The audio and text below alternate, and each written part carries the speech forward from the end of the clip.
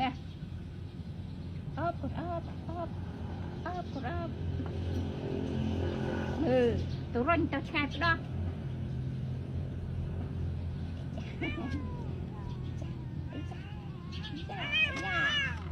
mèo to đây ơi khăm tít tít cô đi cho mùi mèo tít tít tít nhá cốt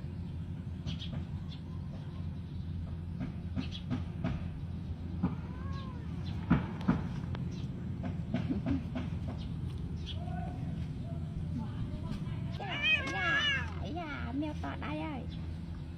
khăm tít tít cô đi cho mùi mèo tít tít tít nhá cốt